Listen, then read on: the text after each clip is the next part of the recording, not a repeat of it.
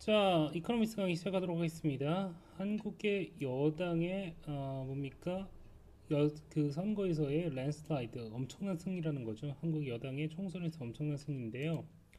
자, 유권자들은요, 정부의 이 코비드 19이라는 이런 팬데믹, 세계적인 대유행병을 이렇게 다루는데 아주 만족을 했답니다.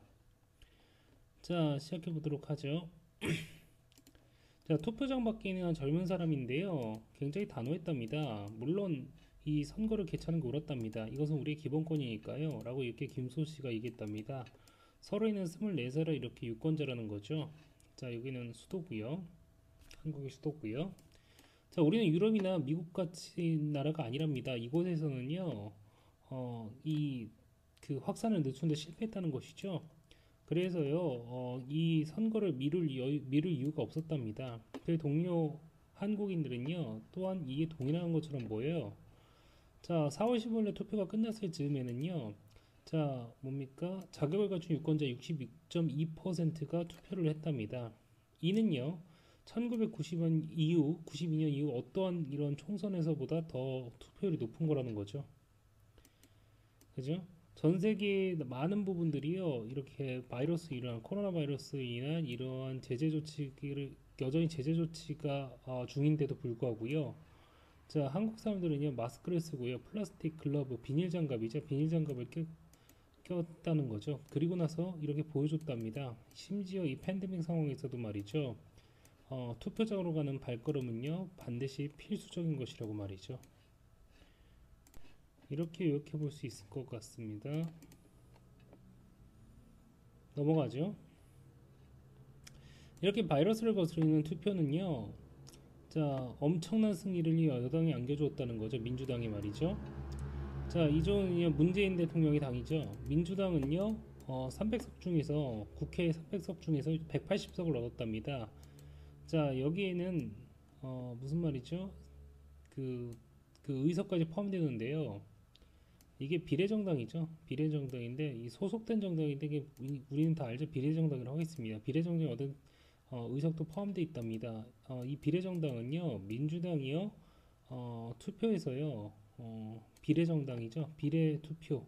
이것을, 어, 비례대표에 대한 이런 표를 가지고 이렇게 경쟁하려고 만든 거랍니다. 자, 이 나라의 뭡니까? 이종 이런 선거 시스템에서 말이죠. 자, 이전 선거에서, 그러니까 2016년에 민주당은 123석을 얻었답니다. 이게 민주통합당이죠. 그리고 이게 주요 제일 보수 야당인데요. 그죠? 크게 뒤전 2등을 했답니다. 103석을 확보했는데요. 여기에는요, 비례 의석 수도 이렇게 포함이 돼 있답니다. 이것은 비례당에서 나온 거 말이죠. 자, 근데요, 2016년에 122석에서 내려앉은 거라는 거죠. 황교안 대표는요, 사임했어요. 이 보수당의 리더로서 말이죠. 이 사람이 뭡니까? 선거구에서 그 중앙 서울인데 이게 종로구였죠. 종로구 선거에서 진 다음에 말이죠. 자, 그 다음에 소수 정당들인데요. 소수 정당들인데 이번 선거에 싸웠던 소수 정당인데요. 그 숫자가 기록적이었어요. 왜냐하면은요, 새로운 선거 규칙이 도입됐죠. 자, 이것을 만든 취지는요, 이들의 뭡니까? 승리의 가능성을 높이는 것이었는데요. 근데 이들은요, 거의 중요한 이러한 뭡니까? 특색을 나타내지 못했답니다. 중요한 역할을 하지 못했답니다. 이렇게 요약하면 될 것 같습니다. 내려가죠.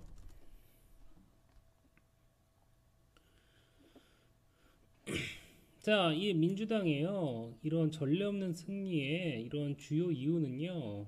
지금 보아하니 자, 정부가 코비드 19이라는 이런 팬데믹에 대응했던 거라는 거죠. 자, 그래서요. 이 그 코비드 19이 발생하기 전에 문재인 대통령은요.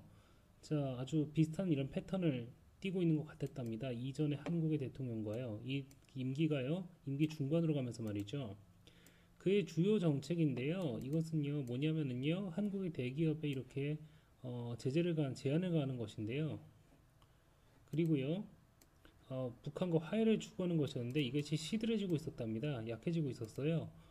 그러나 지난 몇 주 동안에요, 이 새로 이렇게 코비드 19에 걸린 이런 확진자 수가요, 하루에 50명 미만으로 떨어지게 되면서요, 문 대통령의 이러한 지지율이죠. 지지율은요, 18개월 만에 역대 최고로 올랐답니다. 그리고요, 이렇게 야당이요, 이렇게 어수선하면서 말이죠. 한국의 이런 보건 당국의 이러한 뭡니까 명백한 아주 눈에 띄는 이런 능력이요. 자, 그죠? 룰링 파티의 러브 오프 영향을 주었다는 겁니다. 요약은 간단하게 할 수 있을 것 같습니다. 넘어가겠습니다. 자, 마지막 두 문장 시작하겠습니다. 이 결과는요, 문재인 대통령의 계획이죠. 계획이죠. 어떤 행동 계획인데요. 자, 국정 동력이라고 하겠습니다. 국정 계획이라고 할까요? 국정 계획은 상당히 좋은 징조랍니다.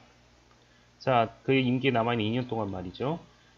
이 대통령은요, 여전히 3분의 2에는 못 미친답니다. 이 3분의 2는요, 자, 헌법을 제안한 거를 헌법 개혁안을 이렇게 통과시키는데 필요한 정적수라는 얘기죠.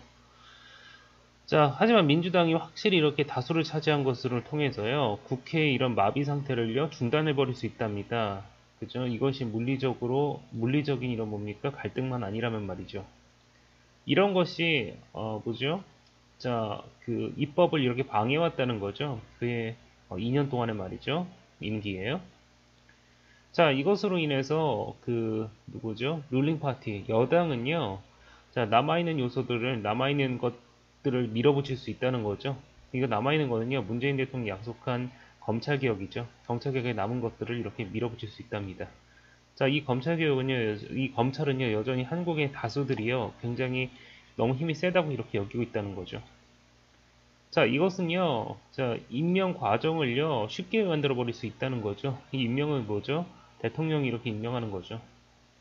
그렇지만 이거는 의회의 승인을 받아야 되는 거죠. 그죠? 국회 임명 동의안을 얘기하는 거죠, 지금요. 뭐 그런 사람들 예를 들면요, 총리라든가 대법관이 입장합니다. 자, 더 즉각적으로는요, 정부는요, 재정부 정책을 시행할 수 있어요. 자, 이것은요, 정부가 제안한 건데 그 목적은요, 그러니까 코비드-19에서 나온 이런 폴란, 안 좋은 결과죠. 안 좋은 결과를 억제하는 거랍니다. 자, 특히나 이러한 추경이죠. 이게 추가 경정 예산이죠. 예산 추가하는 거요. 추경인데요. 그 추경의 목적은 현금을 나눠주는 거랍니다. 하위 소득, 가정 소득의 70%까지 말이죠. 자, 근데 이것은요, 여당이 반대하고 있다는 거죠. 그죠? 이것도요, now sail through. 이제는 뭐죠? 결국에 통과가 될 것이다. 이런 얘기죠. 쉽게 통과하다 이런 뜻입니다. 그래서 요약하면은 이렇게 되겠죠. 마지막 문단 가겠습니다. 그러나 이런 선거가요, 한국 정치의 근본적인 변화를 나타낸다고 주장하는 것은 아직 시기상조랍니다. 그렇죠? 자, 이렇게 파티전 디바이 당파적으로 나뉜 거죠. 그죠? 모 사이에서 말이죠. 강력한 진보의 중심지죠. 서울이라든가 혹은요, 이게 전라도 지방이죠. 호남 지방이죠. 그리고요, 이 보수의 심장부죠. 여기는 어디죠? 영남 지역이죠. 영남 지역이죠. 영남 지역. 그죠? 이런 뭡니까? 강력한 이런, 뭡니까? 진영 간의 분열이요. 더 뚜렷했답니다. 그죠? 이전 선거보다 말이죠. 자, 민주당의 이런 추가적인 의석의 다수는요. 자, 국민의당에서 얻은 거죠. 국민의당은 대부분의 당의 의석이 호남에 있었죠. 자, 이것은요, 국민의당은요, 진보 정당이었답니다. 아웃핏은 뭐 단체란 뜻이라는데 진보 정당이겠죠, 이거는요. 이것은요, 2016년 선거 전에 민주당에서 갈라져 나온 거래요. 이 결과는요, 그죠? 어, 외부의 이런 어려움을 완화시키는 데는 거의 도움이 되지 않을 거랍니다. 자, 이것과 함께 이것의 정부는요, 계속해서 씨름을 해야 된다는 것이죠. 자, 북한은요, 그죠? 다시 일반 전형적인 이런 뭡니까? 적대적인 형태로 돌아갔답니다. 그리고요, 5번의 미사일 테스트를 했죠. 이번 연동안에요. 아무리 한국이요, 이런 코비드 19을 이렇게 관리하는데 성공했다 할지라도요, 이것이 글로벌 다운턴, 세계적인 경기 침체를 에서 한국을 막아주지 못할 거라는 거죠. 이 경기 침체는 한국이 일으킨 거죠. 죄송합니다. 바이러스가 일으킨 거죠. 죄송합니다. 자, 이렇게 할 수 있겠습니다. 여기까지 하겠습니다. 고생하셨습니다.